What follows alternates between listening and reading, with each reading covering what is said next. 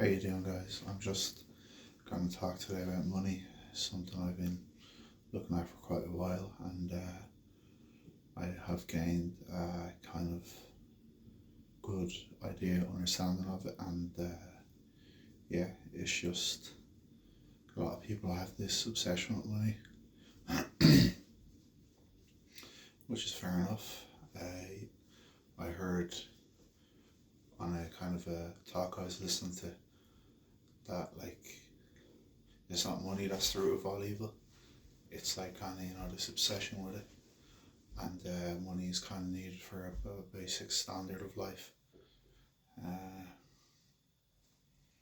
It's not an evil thing. I don't think. I think it can be used for very good things. It can be used for like bad enough things as well, like buying I don't know, buying a pint in the local pub. Did my last video in February, so this is about 4 months after. I think the only people these really reach are probably the people in Donaghbay. If this does get a lot of views, I would probably say try and watch it on a different platform, because you don't really want to be famous and known, because that can lead to a bit paranoia, obviously, if you're well known, because you don't know who knows you and who doesn't like you. Like, obviously you don't want to be making enemies and stuff. I heard something very interesting. It was about an artist, and they were saying, or someone was saying about them, about singers and stuff, that their first few albums, they use up all of their life experiences and all the songs they created, and then they kind of fizzle out because they need more experiences to create more songs. And I remember there was a artist, a lady called Dua Lipa, and I remember years ago she was like, I'm gonna make a song, baby, and I was like, you can't create like an entity that's a song, but you can't, or she didn't create from nothing. It would have been, it came from inside of her,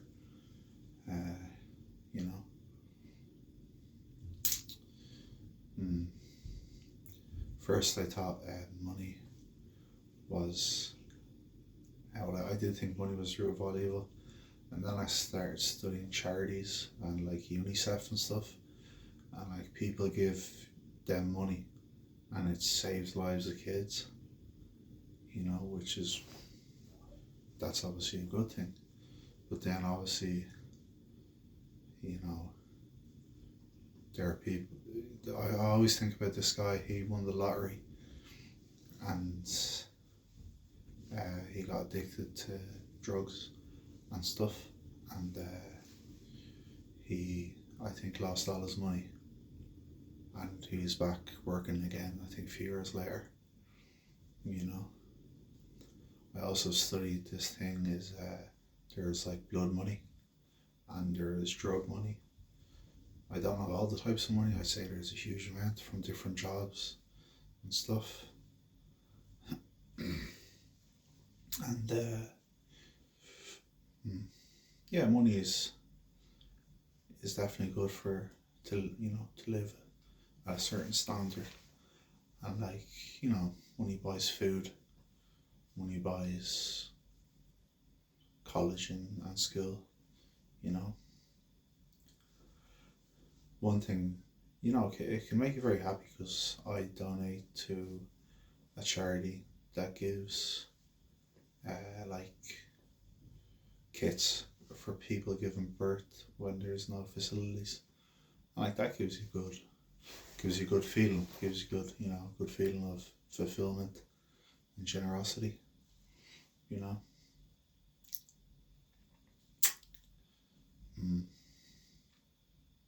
There's a few different names for money as well.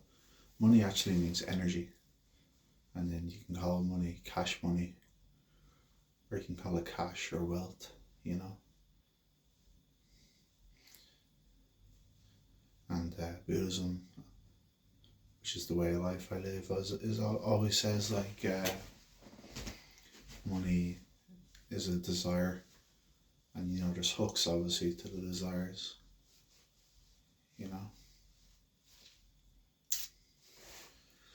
You know, a way of getting money obviously is to, you know, make other people rich or generate wealth for other people, and then of course that energy will come back to you, you know.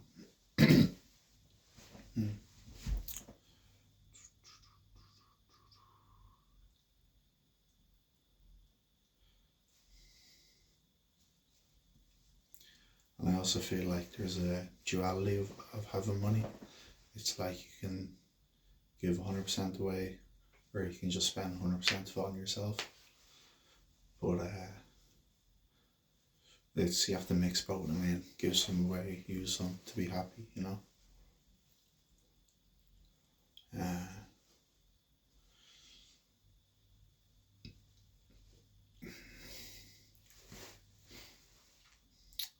Yeah, so that's pretty much it. I feel like I'm going to be doing quite a lot more videos in the future, the next coming days and weeks, for this talk about cash, wealth, money, cash money. To sum it up, it's essentially nice. The best thing it can give you is this feeling of security.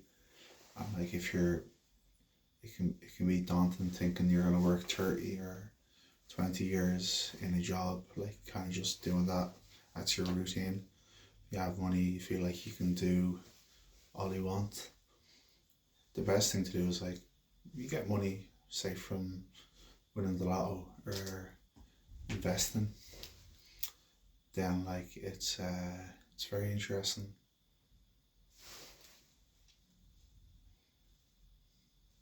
Just how you spend the money and how you use it.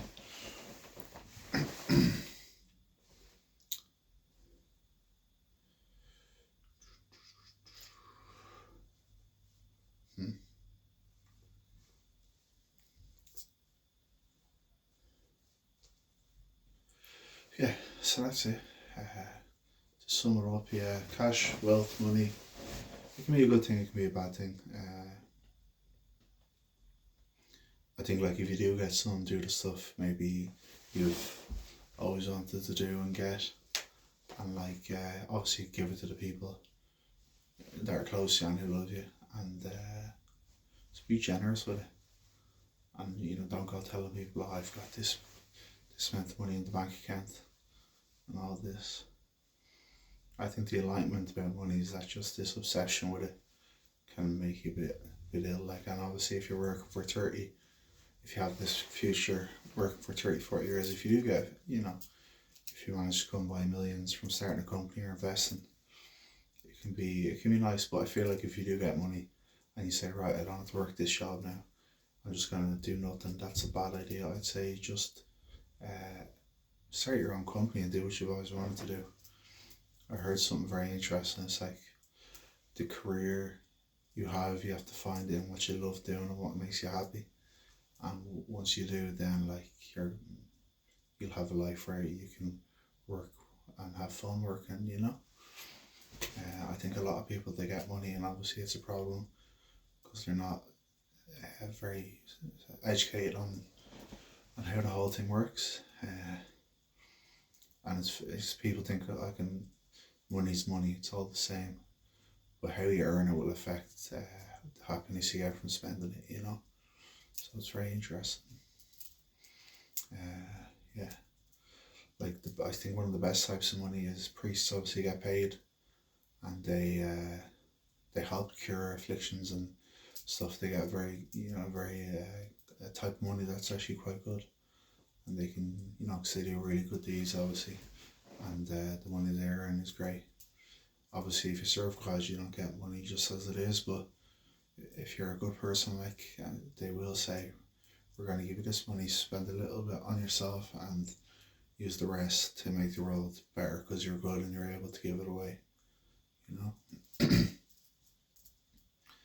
But yeah, the best things in life are probably, apart from money, you can't spend money and you become a Buddha, or you become enlightened, or you reach nirvana, or you finish any path that has a very good ending. You can't pay to meet your soulmate or whatever. You know, I very truly believe everyone has an opposite. Obviously, only that person and their opposite can tell they're each other's soulmates, you know. Because if everyone knew who, like all your enemies were able to tell who your soulmate is, like it would be chaos. So you can never know someone else's soulmate. You can assume, like, yeah, that makes sense, but you can never know. Yeah. While you study money, and it is necessary, it's not the root of all evil, but this incredible obsession people sometimes have with money can allow them to do really horrible things. You know, like, I don't know, like if you have a lot of money or if you have a chance to get money and you like if someone in your family is passing away, you know what I mean, you're just obsessed with getting your inheritance or whatever, and it's just evil, like, you know what I mean. So the obsession with money can cause people to do bad things, you know what I mean. That's why in Buddhism they're like, right, the desire for money, you know, look for the hook, and you might be able to just release the desire.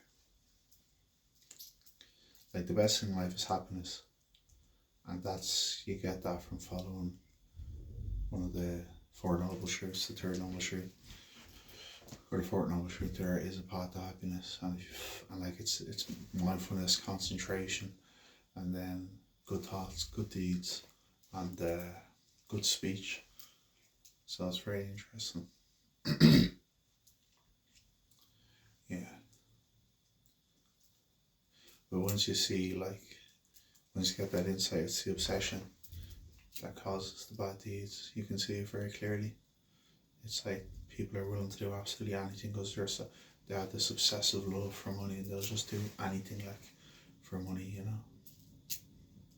And it's the root of evil on earth. It's the root of the crime, you know, the drug dealing. It's the root of the whatever else there is. Those horrible forms of making money that there is on earth. A lot of it is down to this obsessiveness, this obsessive desire for money, you know what I mean? Or obsessive love for money. But at the same time, there's negatives attached with it.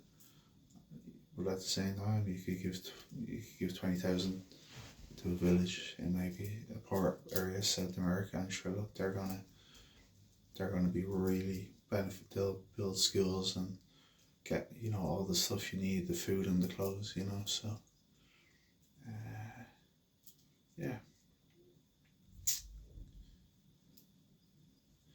If you're asking me how to get money, it's difficult. Like, that's why so many people use the lotto and stuff, and it's probably difficult because, you know, maybe it's just someone is kind of saying to you,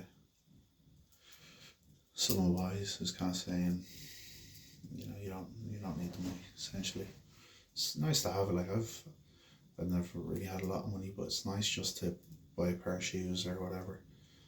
But even if you buy yourself a really, really nice pair of shoes, and you love them in the store, and you're like, yes, it's kind of like like how can a pair of shoes make you happy for more than really happy for more than, you know, a few hours, and then kind of make you really kind of still a little bit happy for a few months, and then it's a pair of shoes and they're wrecked, like, you know. A lot of this hunger people have for, you know, things of the world is maybe due to a lack of connection with, you know, the true nature of things, which is there is the universe and God is real, and you know, Jesus walked the earth and so did the Buddha, and that there is really, really good people and religious people in the world, you know. So, but money, yeah, it's not this, yeah. I'm trying to sum it up, and you can be enlightened on certain things, so if you study them for long enough, you'll get enlightened on them. Yeah. I think, yeah, definitely. If you spent 75% of your money giving it away, and then 25 on yourself, you'd be a lot happier than say giving 2% away and using 98% on yourself. So mm, does it provide a sense of freedom? Like, you can do some great things even just for the average Joe.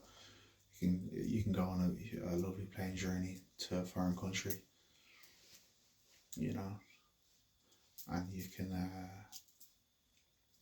Obviously, it's very important for raising children to get them to a nice school and put them through college and stuff. Uh,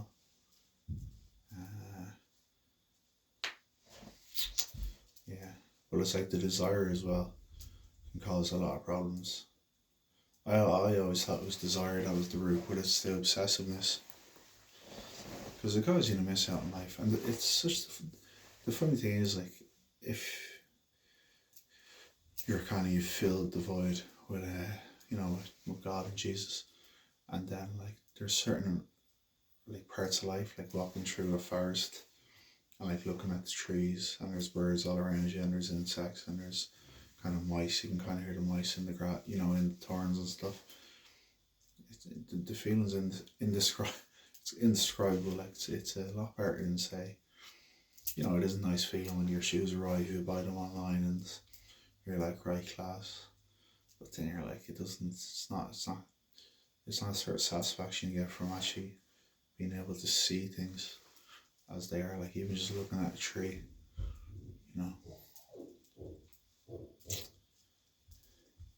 trying to stay on team here.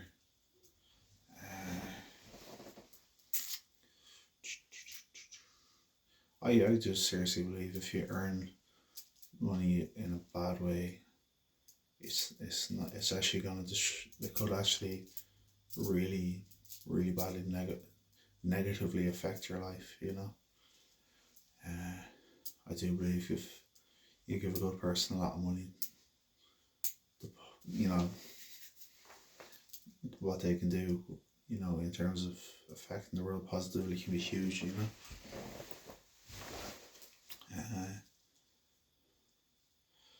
Yeah, I want to go chasing it. I think you chase it more when it's like, this is your idea of happiness. When I get this, it'll be easy sailing. But like, first demonstrate this suffering. There is suffering. Just accept it.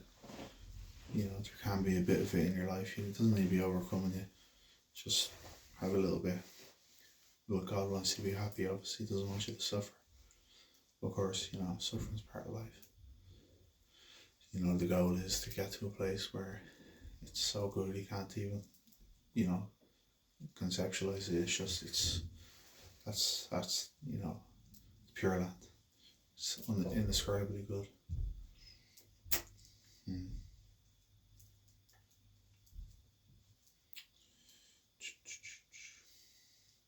That's why monks and Buddhist monks and nuns and all the religious people who are devoted and are like ministers of their faith don't have any money or don't get paid much, because they have the happiness of just having peace of mind and stuff. But then again, the normal generation, they don't want to really go too much towards going to the church or stuff, because they have their own way of life, and they're doing things their own way and all that. It's fair enough. Like, best quote I ever heard is, God gave us a choice to follow Him or not, because He doesn't want to force the sheep to come to the shepherd. Like, for someone to run away and do their own thing, He wants us to come to Him willingly. So alright, I tried to finish up with 10 minutes ago, but I wasn't able to. That's pretty much it. So I wouldn't go chasing it, but if it does come to you, good. You can buy some nice things, You can buy some nice things for your friends, but at the end of the day, it's not going to bring you perfect happiness or peace or nirvana like just having your eyes open and loving God does. Alright. If you're asking me how to make money, I'd find the right livelihood.